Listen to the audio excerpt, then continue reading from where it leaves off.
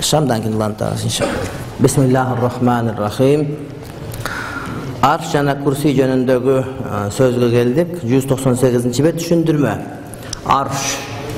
Arş leksikalik manisi taktı. Taktı. Arap tildegi manisi. Bu jerdegi manisi Al-Luqqani aytkanday, bu akida alımı Aş'ari, al nurdan bolgon asmandağı çoң teola. Bir nerse nurdan bütkön, mahluk.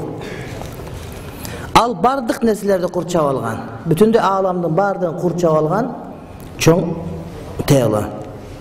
Kebir alımlar al en algaç barı bolgon makuluk dep aytıştı. Makuluktan en algaç kısım mına uşul arş dep aytıştı.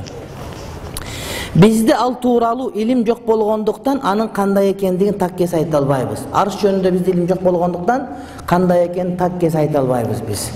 En çoğ mahluk nurdan jaratkan Kuday Taalam şunday bir teolo zat dep gana аны biz түшүнөбүz. Andan aşık ayta albayбыз biz. El-Baydavi, İmam Baydavi, Qazi El-Baydavi özünün tafsirinde aytat, bu tafsir ilimindegi öte belgili kitaplardan biri, özünün tataldığı menen dağı belgili kitap. Bizin Orta Aziyada bu kitap okulup gelgen kitaplardan biri. Şafii mazhabda, Aş'ari akidasında arş başka teololardı kurçap algan teolo. Anın mintip ataluusunun sebebi al biyik bolgondugu üçün. Arş biyik turat bardığынан. Kreslo misal üçün. Padişahın ordu biyik turat.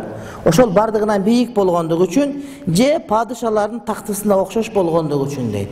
Emnege oşol bardığın oroп kamtıp algan teolonu arş dep atap koydu dese, oşol bardığından biyik bolgondugu üçün mahlukatlardın.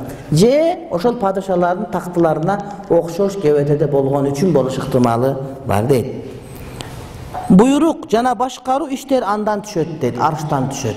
Buyruk jana başkaru işler arştan düşöt. Kebir alımlar anın manisi, arştın manisi padişalık dep aytışkan. Onun manisi padişalık dep aytışkan. Tağırak aytkanda kursi jönündө aytılganda ele arş padişalık deşti deydi. Kursi da uşuntip aytıştı, arş da uşuntip aytıştı deydi. Tağıragı asman jana жердин padişalığı. Bul Matalibul Vafiyede aytılgan deydi. Aytır bul jönündө söz köp, arş boyunca ben oylap atam, mınoğu akida kitap özü bütköndөн keyin şu arş boyunca özünçö, anan janagıda hudut boyunca özünçö birden bir ekiden makala жазылып, anan şu leksiya katары geçiş gerek eken. Antkeni sabактын içinde buga terеңдеп kiriп кетсең, kitaptın özü toktop kalçıda görüngөн sebepten terеңирээк токтолгон жерim жок. Мына ушул kitaptın özündө дээрлик bir 30 barakтай aytылыптыр. Şu arş jönündөгү pikirler, anan isteva jönündө, başka jönündö. Anan ошолорду men oylap atam, birinci жазып alış gerek, andan okup beriş gerek. Ошондо адамдардын колунда маалымат болот дагы, мен ойлойм тезирээк жакшыраак bir жыйынтыкка жетет. Анткени ушул темалар боюнча өйдөгү сөз өтө эле көп. Kursi al arştın aldığında ağa jabışıp turgan nurdan bolgon çoң teolo. Arştın aldığında ağa jabışıp turgan nurdan bolgon çoң teolo. Bizde al tuuralı ilim jok bolgonduktan anın kanday ekendigin tak kese ayta albayбыз. Jana anın kanday ekendigi jönündө süйлөөдөн özübüzdü tıyabыз.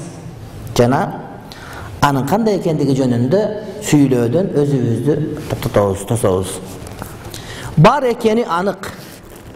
Anın Kur'an jana paygambarыбыздын sallallahu aleyhi ve sellem hadisleri menen bekemdelgen al Kur'an jana paygambarыбыздын hadisleri menen bekemdelgen hakikat çındık al. Je bekemdelgeni deseňe toorak anın bekemdelgeni hakikat çındık, bekemdelgeni. Anın Kur'an jana paygambarыбыздын sallallahu aleyhi ve sellem hadisleri menen bekemdelgeni hakikat çındık. Allah Teala aytdı: "Ve huve rabbul arşil azim." Ayatın manisi al ulu arştın kojoyunu.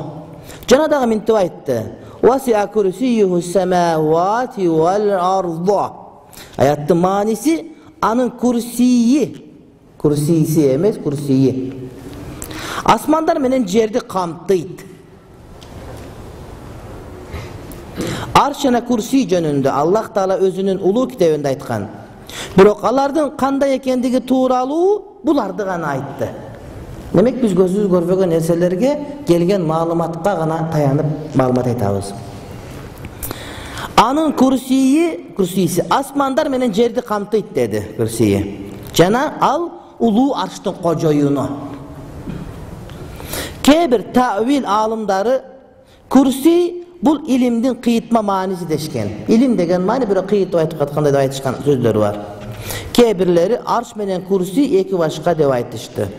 Демек кээ бирлери экөө бир деген дагы сөз бар деген сөз. Бул эми риваяттар. Кээ бир адамдар ушинтип айтышты, мынтип айтышты деп атат.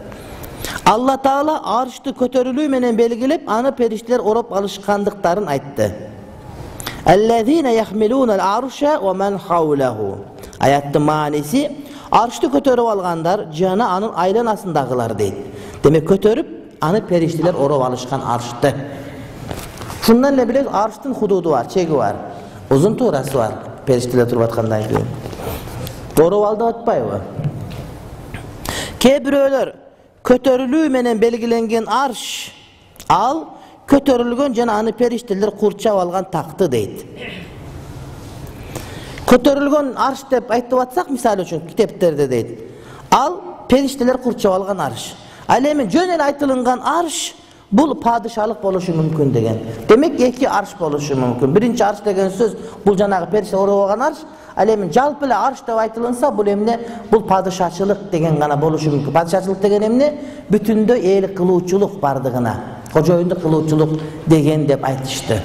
Албетте аалымдардын сөздөрүнүн шундай бир сөздөрү бар. Негизги маалымат бул боюнча иншалла өзүнчө дагы айтабыз. Аалымдарыбыздын көз карашында туура деп эсептелген жол, анткени сага туура эмес пикирлердин кээ бирлерин, же болбосо туура эмес, туура деп айта албайсың, бирок туура эмес деп айта албайсың. Ошого жакыныраак болуп калган жолдордун кээ бирлерин айтып өткөнүнүн себеби, сен тияктан же бияктан угуп калган болсоң, бул барбочу, бирок ал эмес эле деп айтасың. Анткени адамдар бар, биринчи чыккан маалыматка эле такалып калат да ошол туура калган ката деп жүрө беришет. Ошон үчүн кайсы бир илимде, кайсы бир нерседе ошол бир канча риваяттарды айтып келип туруп, ана туурасын айтып берсең, адамдын көңүлүнө төтө болот ушул нерсе. Ушундайлар бар, туура, бирок ал туура эмес деп айтасың да. Аалымдарыбыздын көз карашында туура деп эсептелген жол бул ар бир Куран жана сүннөт менен бекемделип амал кылууга, тагыраак айтканда парз, важип, арам адалга тиешеси жок болгон нерсени тавил кылуу, маани чечмелөө менен алектенүү важип эмес. Эң туурасы Куран менен сүннөттө келген текстке байланыш керек дагы, аны тавил кылбастан ошо ойдон ишенүү эмне эң туура жол. Анткени мунун парз, важип, арам адалга тиешеси жок. Аны түшүнбөй койсоң, бир нерсенин парз экендиги же парз эмес экендигин, же важип эмес экенин билбей калбайсың. Тагыраак айтканда фыкыхка тиешеси жок.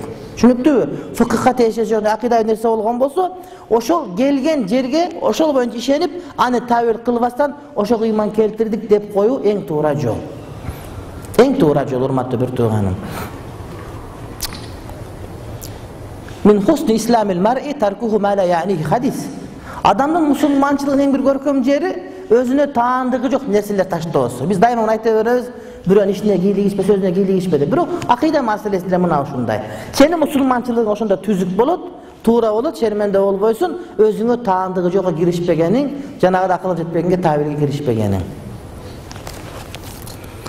Тескерисинче, анын бекемделгендигине жана андан көздөлгөн максаттын акыйкат экендигине ишенүү важип. Ал анык бар, бекемден анык бар, Куран-ы Каримде акыйкат, жана ага ишенүү эмне важип. Кудай Таалам ошондон эмне максат мурат кылган болсо, ошого ыйман келтирдим деп айтуу сага жетиштүү болот. Андан аркысына сен башыңды эмне оорутпа.